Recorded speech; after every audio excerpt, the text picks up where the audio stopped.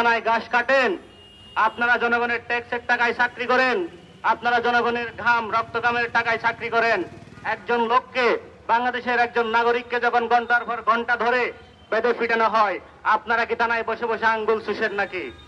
আমরা বলতে চাই, বাংলাদেশে 5 তারিখের পর থেকে যত ধরনের মব হয়েছে, সমস্ত মবের মধ্যে এই গণঅভ্যুত্থানের সরকার, প্রফেসর ডক্টর ইউনূসের সরকার এবং তার প্রশাসনের প্রত্যক্ষ এবং পরোক্ষ একটা দায় আছে।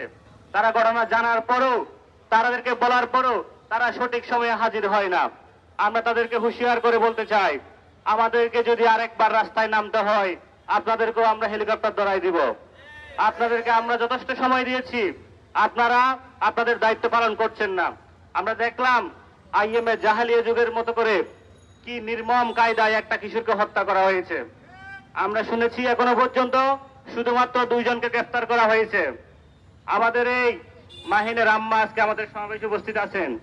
মাহিনের পরিবার যদি কখনো বলে তারা ইনসাফ পায় নাই, তারা বিচার পায় নাই, আমরা হুঁশিয়ার করে বলতে চাই, জাতীয় নাগরিক পার্টি এনসিপি ওই ফটিকছড়িতে ঢাকা চট্টগ্রাম রাস্তা অবরোধ করবে।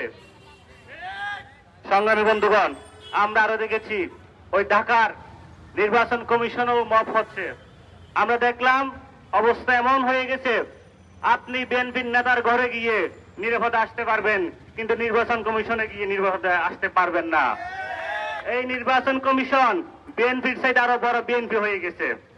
এখনো ক্ষমতায় আসে নাই, তারা ক্ষমতায় আসবে দেখে একেবারে ছাটার মতো করে তারা দলান্ধ হয়ে একটা পার্টিকেই তারা সার্ভ করে যাচ্ছে।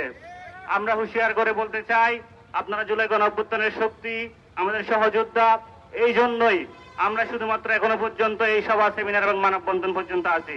কিন্তু আমরা যদি দেখি এই মব বন্ধ না হয়, আমরা যদি দেখি বাংলাদেশে সন্ত্রাস এবং হামলা বন্ধ না হয়, আমরা আবার জুলাইয়ের মতো করে আন্দোলনে নামবো।